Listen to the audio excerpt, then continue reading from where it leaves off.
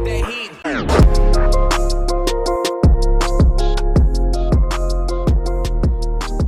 Welcome to another edition of the Lakers Locker Room. I'm your co-host, Tajon Graham. Alongside me is my guy, the one, the only, Mr. Jason Little. Jason, how you doing today, man? Fantastic. Thank you, Tajon. We got another great guest here today. This guy is a straight up bucket. He's my new teammate on the men's basketball team. Nick Gehlen's here, man. Nick, how you doing today, bro? I'm doing pretty good for what's going on, but yeah, how about you? I'm chilling, bro. Same thing, bro. Things are going crazy right now, but hopefully things will die down soon. So hard to say. But let's get right into it, man. So the current state of the OUA. We've been talking about this for the last couple weeks on the podcast. Obviously, right now, at the time of this recording, we don't know what's going on with the OUA. The OUA is on pause right now until further notice. For you personally, you know, we obviously missed a year last year with the whole COVID thing situation. We played a couple of games this year, well, 6 to be exact. How are you mentally staying focused during this time in hopes that we can finish out the season? Just remembering how much I love ball and just my end goal of playing pro. So, you know, you just gotta, the day is gonna come where we get back on the court. The day, like, there's always, like, it's not like it's the end of basketball. There'll be a point where we're back and we can do what we gotta do.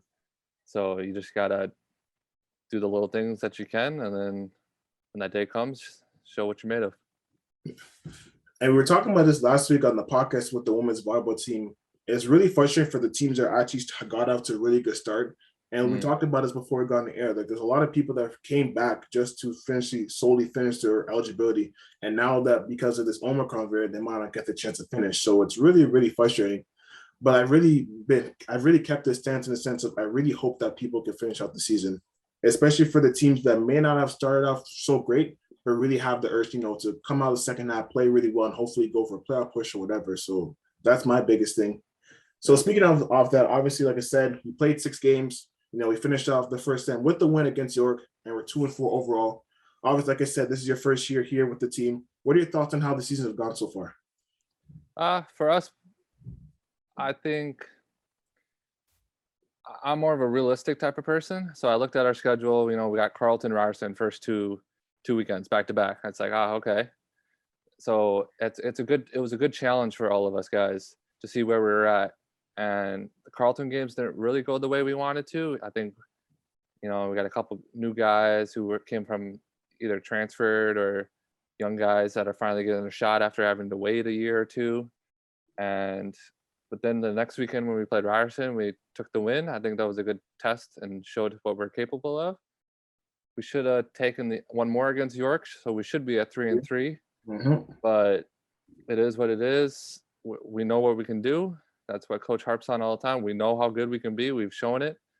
And once we are able to get back to practice, we just got to keep going hard. And then I think we have a good chance for playoffs this year.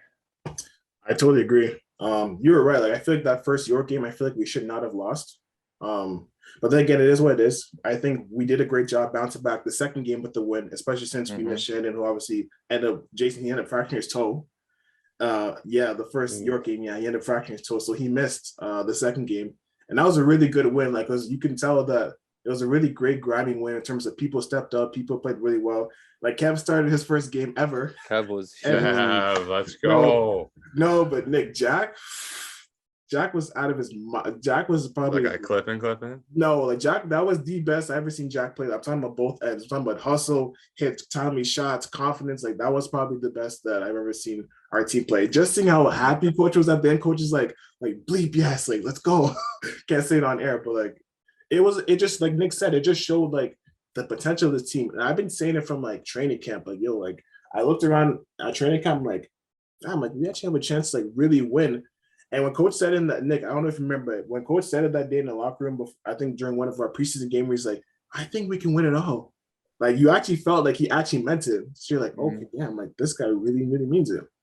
So I just really hope that, like I said, we can finish off the season, because especially with the way our schedule is, if it starts off, you know, with Ontario Tech moving forward, I think we can take those last 6 games. Like, honestly, if we do what we're supposed to do, I don't think we should lose another game. Like, that's just me. I know the league is good, but like, I feel like what we have, I don't think we should lose another game. if we start off where it says we would, which would be the 28th. I don't think we should lose to Ontario Tech. I don't think we should lose to U of T. I don't think we should lose to Laurentian if we do what we're supposed to do. Yep. That's just me. But I think the big thing for those games too is our guys like Jack and Kev and, guys that they understand they're not the number one guy. They're not the number two guy. It's, hey, you're going to come in, you're going to play 10, 15 minutes. I need you to rebound. I need you to play defense. I need you to shoot the three when you're wide open. And just come in and playing as hard as they did against York. And like Jack was big in the Ryerson win, having to come off the bench. And in the clutch time, this guy's talking to me going, hey, let's green. Like I'm sending them and like, let's go. And like, if those guys can be consistent and just give it their all, we ain't gonna have a problem. We're gonna be all right.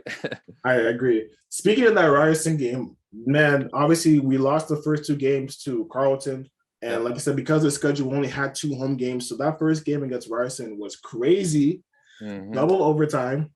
And honestly, when you look back at the tape, there were so many times that honestly we should have lost because we missed free throws, we missed shots, we turned the ball. Like we gave them every single excuse to win. But it took you to freaking hit a crazy game winner. Jason, we got to watch this back, bro, because every time I see this, bro, I don't know how this guy scored. Like it's ridiculous. Like I don't understand to this day how you scored. I don't understand this. But let's just check this out for people at home who haven't seen this. And I think Gillian's going to take it. 9 seconds. 7. Gillian one-on-one. He loses it. He's got to turn around, put it up off the glass, and scores! No time left! Can you believe that? No time left! Wow! I had to learn, okay, I'm going to be off balance. I'm not going to be just normally finishing. So anytime I get into the paint and I'm off balance or I got that little angle, it's going in. Yeah, but listen, you want to know something funny? I don't know if you saw it. So when Nick hit the game winner and like he bumped Quentin, he tried to step on the chairs. All pushed him. This guy almost fell over, so he had to step up quick. I was trying to hit my D Wade and go stand up on the chairs. Hey, let's go. Next thing I know, I felt the chair wobbling a bit. I'm like, okay, let's get off. Bro, I'm telling you, bro. And then fam, I hugged this guy like crazy after, bro, with fam, bro. Because think about it, like we said, before that, you guys forced a 5-second violation. Like Shedden just got fouled out, and then DJ comes and DJ forces 5-second violation. Was big, man. Like DJ forced a 5-second violation. Then you get the ball, and like you said, for a second, I'm like, okay, what's this guy doing? Because I see this, I see between the legs. I'm like, bro, like, what are you doing? And then I see him getting double team. I'm like, okay, ain't no way in hell he's scoring this. And then he scores it. I was like, nah. Did you know what you want? I'm curious. Did you know what you wanted to do, or you were just going with whatever they gave you? Like, what was your? You just got to make a play. It's everyone sits there in their driveway. 5-4. I'm just playing. I got stuck. Lost the ball a bit. They couldn't foul because we were in bonus, so they knew that. So they just went straight. I said, okay. And I split them. Just went in. Man, I mean, I think everyone on our team knew. I'm not giving that up. I can't. Oh, no.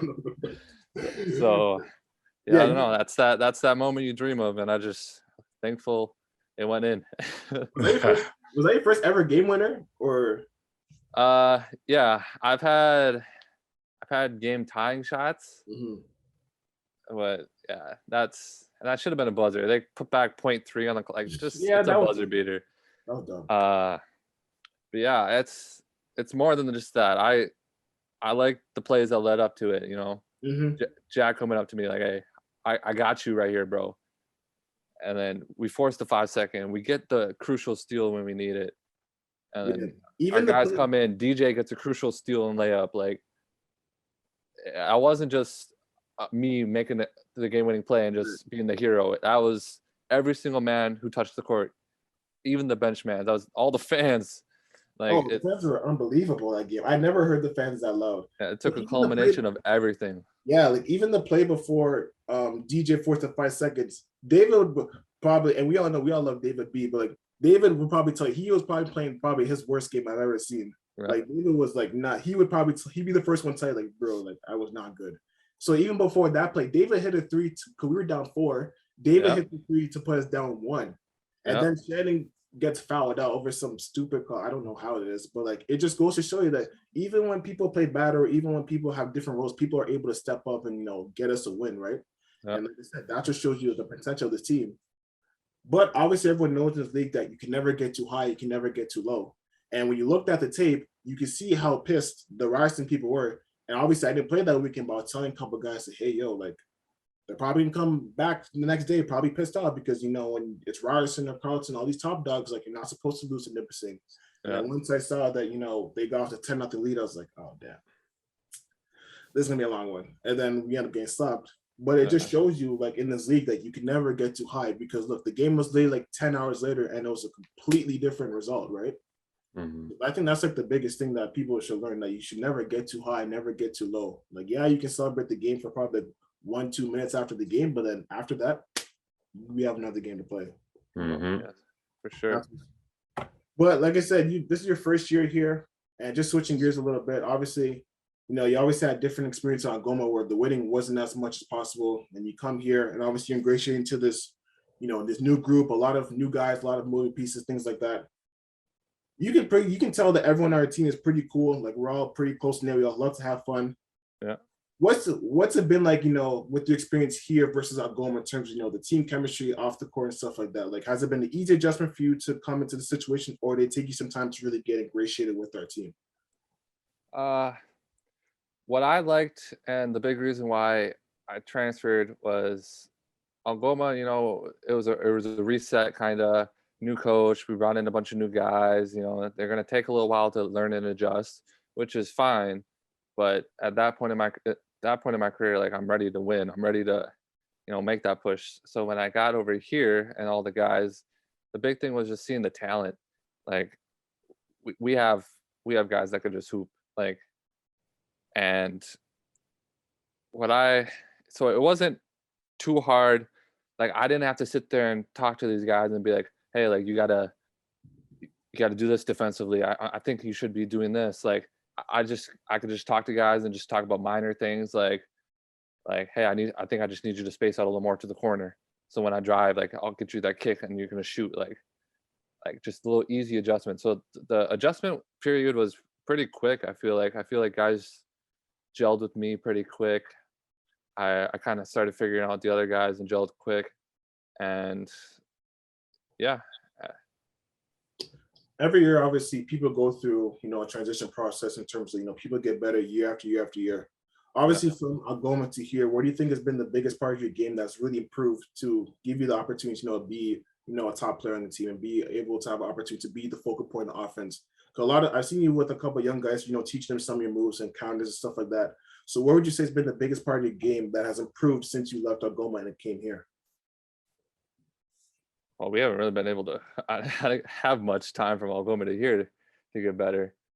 But so I think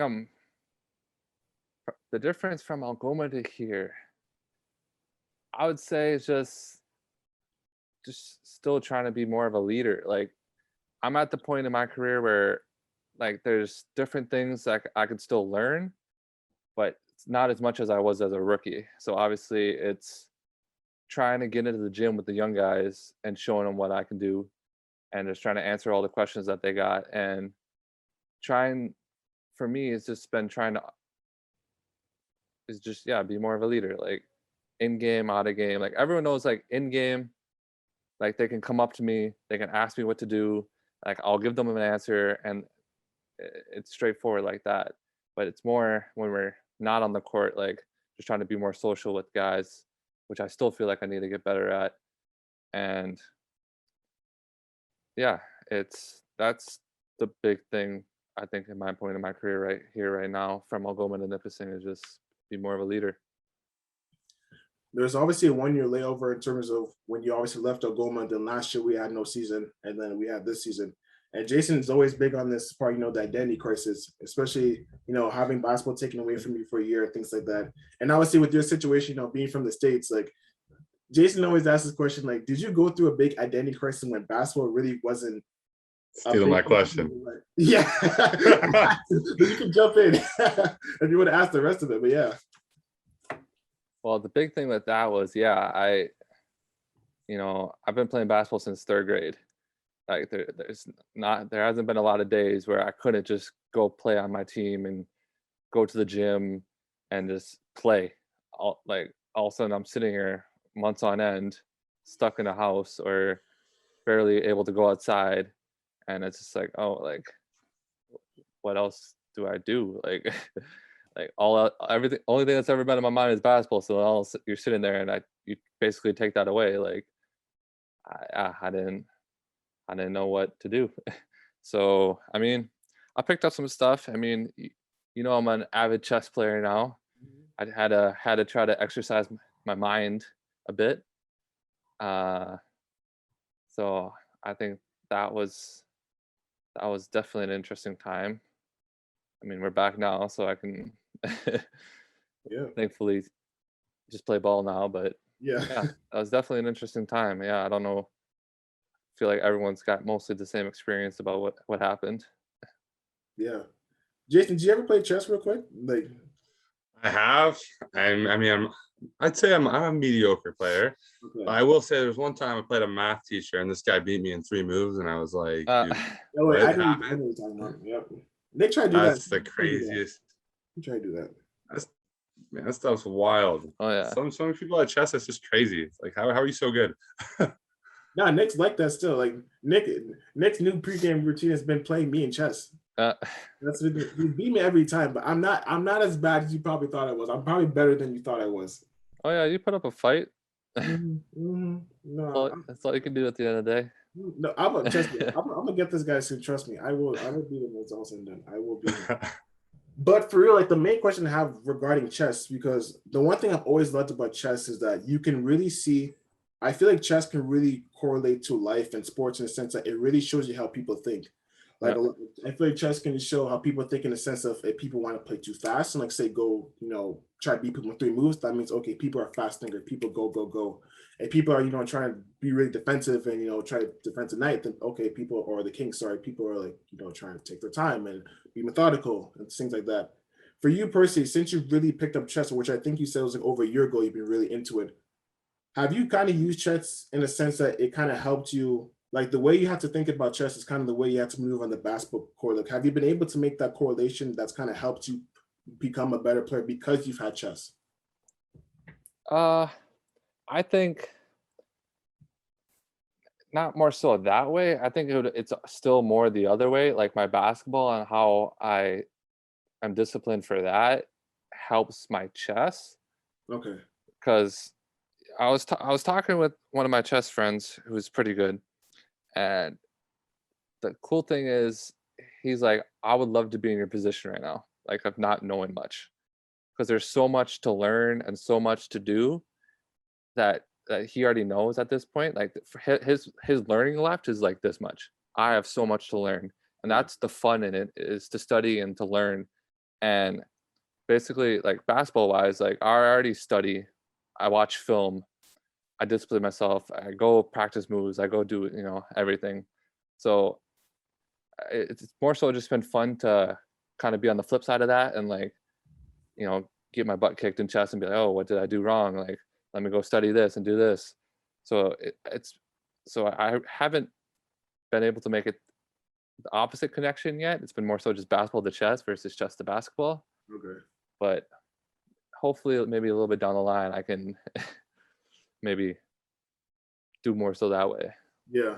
I remember when we talked about in the hotel, like you said, like you really want against like some serious chess tournaments. Like because you talked about the gap, how long, like you said, it's a new year, it's 2022. Like, do you have like a kind of a timeline in terms of how long it's going to take until you're ready to like take that next step and be in chess tournaments? Is it going to be by the end of this year? Is it going to be by in a couple months? Like, where do you see yourself in terms of a timeline for when you really want to get in some like serious chess playing competitions? Right now the plan is March if things go right. Okay. But it depends obviously what happens with the season now. I feel like our games might get pushed back into March. Mm-hmm. But then there's a tournament in May I'm trying to go to, because there's a big difference between online and playing with a person in front of you. Absolutely. Looking at a board. Absolutely. So yeah, I just want to go and see what it's like, just see the atmosphere, just see how well I can do, and just make time for that. try to have another hobby that I take part in. I think that's dope, man. If you're able to do it, man, good luck, man. I'll root for you, bro. Mhm. Sure. Good luck. 'Cause I've always loved playing chess. I never had the confidence or the the cahoots to go play in a tournament. So for the fact that you're able to do that, man, big ups to you, bro. I hope you do well, man. Thanks, man. But switching back, obviously, to the season, like I said, we're praying that by the time this recording comes out, we know that we're going to finish the season. Like I said, we obviously played 6 games. We're 2-4 right now. Like I said at the beginning as well, I feel like if we do what we're supposed to do, I feel like we shouldn't lose any more games here on out. What do you think is really going to take for us to really lock in and really reach the peak that we both believe that this team can reach? Like, what are some factors that are going to have to happen in order for us to do so? I think the big thing is our chemistry. We just got to be consistent 8-9 man down. We can't have me be off one game and doing whatever, or another guy. Like, we need to lock in. Our starters got to come out first 5, 6, 7 minutes, however long they play, set the tempo, set the pace, and then our bench guys got to come in, give it their all, do what they're supposed to do, and then once we do that and we can lock in for 40 minutes every night, then we're scary. Then teams aren't going to be able to hang with us. But I feel like we haven't been able to do that. So then we lock in for like 15, 20 minutes as a team, and then all of a sudden we're leaving them time to stay in the game or to beat us, really. Yeah. So it's every man's got to play a role. Every man's got to step up. We know how good we are. We've said it multiple times, but now it's my big thing is, like, we've talked it. We got to show it now. I think from my perspective, I think the biggest thing is like consistency. Like Coach talks about all the time. Like, we put stretches for like 10 minutes, 20 minutes. I think sometimes, against Carlson, probably like a good 30 minutes of like playing, but it's like really stringing together like a perfect 40 minutes of, like you say, consistency, playing hard, everyone knowing the roles, rebounding, talking on defense, cutting down the turnovers. I think once we have the consistency of like everyone knowing what they're supposed to do, then I think that we can really reach our peak. Because like you said, we've shown glimpses of like, okay, this team can be really, really scary. But then we've shown other times where like, okay, we're complacent or we turn the ball over too much and like we kind of shoot ourselves in the foot. And obviously now with the second semester, we obviously have, Ricky coming back, Nate's really getting in his own with his health. And, now we have Chief coming back, who's another defender. Like, we have a couple more pieces coming back that can really help us, be the championship team that we envision ourselves to be, right? So I just really think that as long as we're consistent, we just really, like you said, stay together. I think that sky's the limit for us, honestly. Yeah. Well, one of the big things I think to that consistency, and I like to kind of take a saying from all the guys I work out with in the gym, is leave the ego at the door. You're I'm still playing basketball. Can't say where yet, but where I'm playing, that's one of the biggest things we try and talk about with a bunch of the guys, because the ego will like ruin a team. Like, so many guys, it's you could start a game terribly, and then all of a sudden it's because your ego got battered because you're getting your butt handed to you, and then all of a sudden you step up and then you make a comeback, or other way around. You get too comfortable, then your ego kicks in. You start to kind of step back, you play down to the competition, and then boom, you lost the game you should have won. And even in practice, that's the worst, is when guys come in practicing having an ego so large that it just ruins chemistry completely, because then nobody knows how to play with each other. Yeah. But yeah, for sure, ego is, I think, biggest thing to consistency in winning games.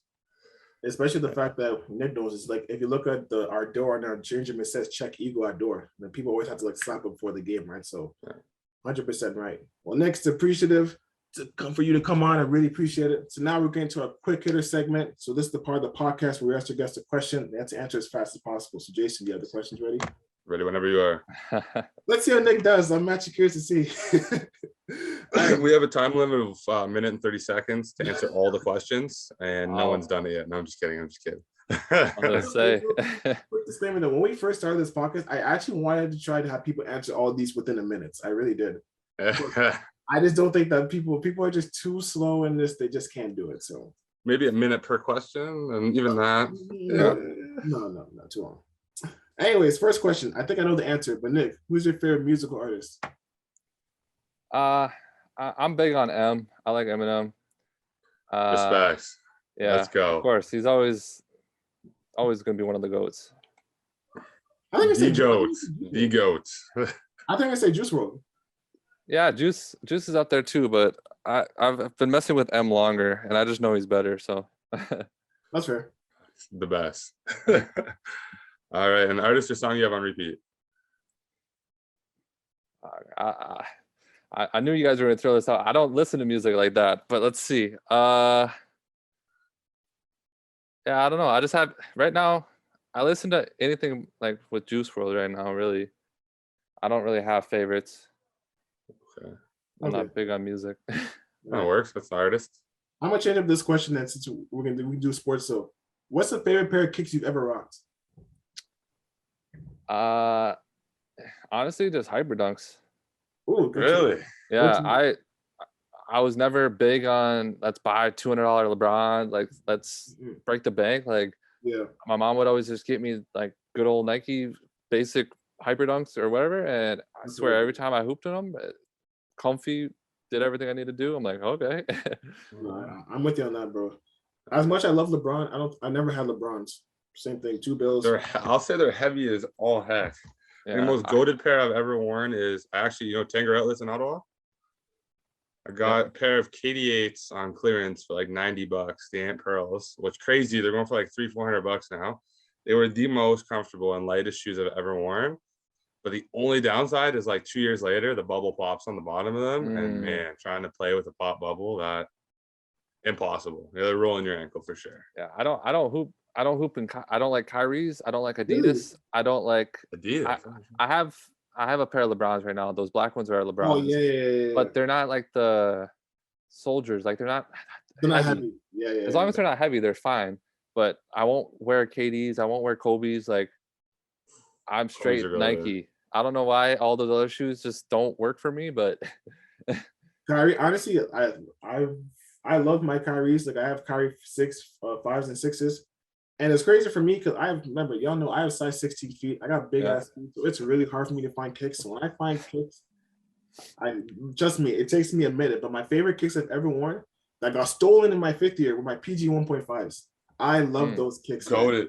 Those were stolen from me, man. I love those kicks. I went into the locker room just during exam week. I go to my locker room, I see my shoes gone.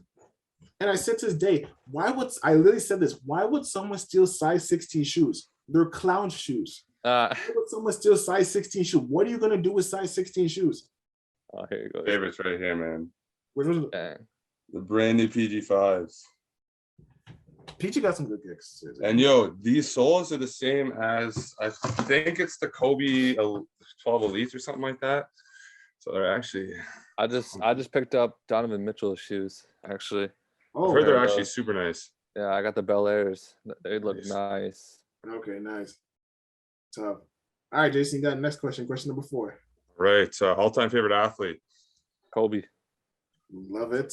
Yeah, he's the best. Love it. Last show you binge watched?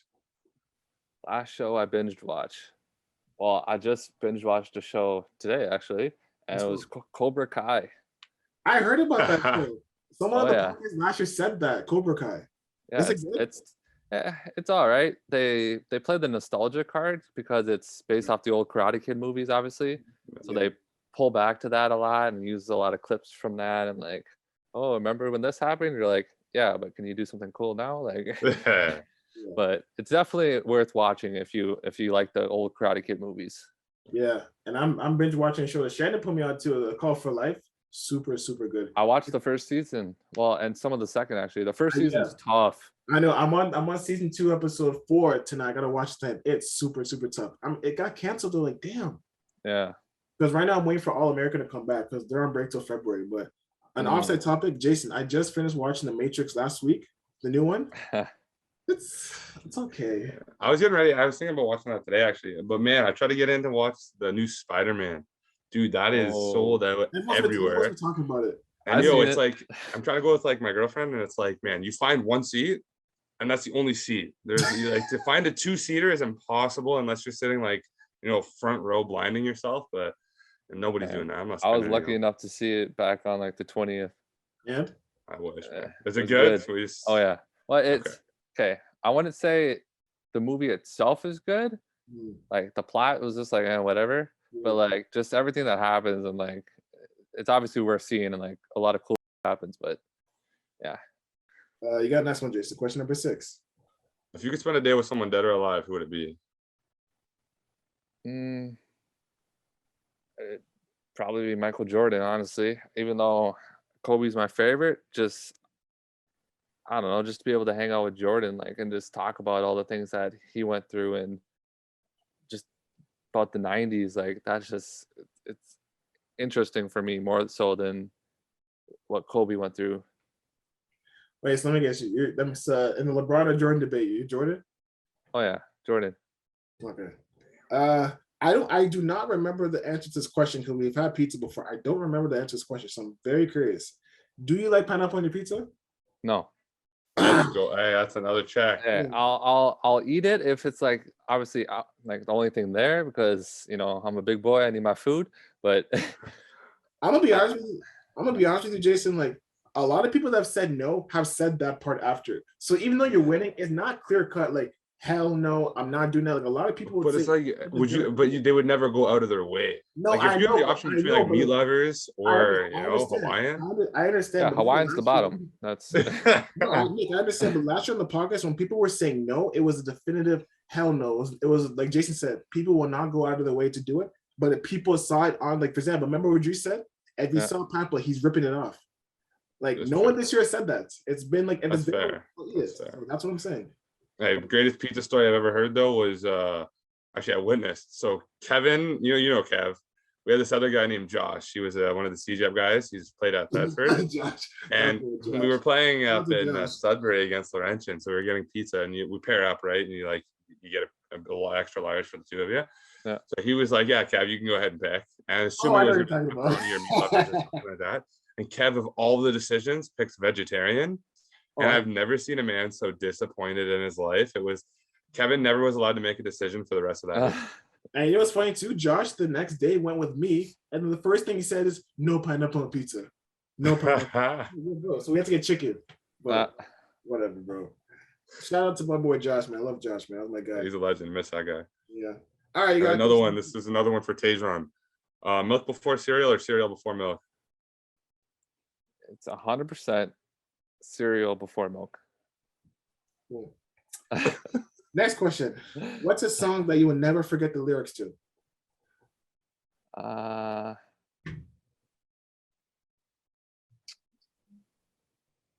Once again, I don't listen to music, so I'm so bad with lyrics. I get called out by all my friends all the time. So I'm gonna go for the cop-out answer and say tequila. A song that just has one word. Oh my god. Oh my god. That's my cop-out answer. That's okay, man. It's all good. Oh yeah, that's true, because you're really bad with names. Like I remember we talked about in the changing room once. You're like, I don't know the song, but I won't know the name. I'm like, bro. That's what Shazam is for, bro. Shazam is the GOAT. You don't know what's the GOAT. Shazam it. So yeah. If you were stuck on a deserted island and you were able to bring 3 items magically with you, what would they be? Probably like a hatchet or something to cut with. Let's do like, you could say food, but like I would assume food's on the island. Yeah. So I'd say maybe like a canteen for water and a tent. We'll go practical answers. Good answers. The first one, that's a golden answer. I've actually brought up. I don't know if you've ever read the book The Hatchet. Yep. Oh yeah, when I was 11. Man, facts. All you need. It's all you need. Yeah, man. Next question. What's one skill you wish you were good at? I guess I would say like more like arts and stuff, like creativity, like anything physical, anything whatever I'm good at. But the second I get a pen or something and try to do something on paper, not it. Ugly. I still do stick figures. Like I can't really. I can't do nothing on a piece of paper.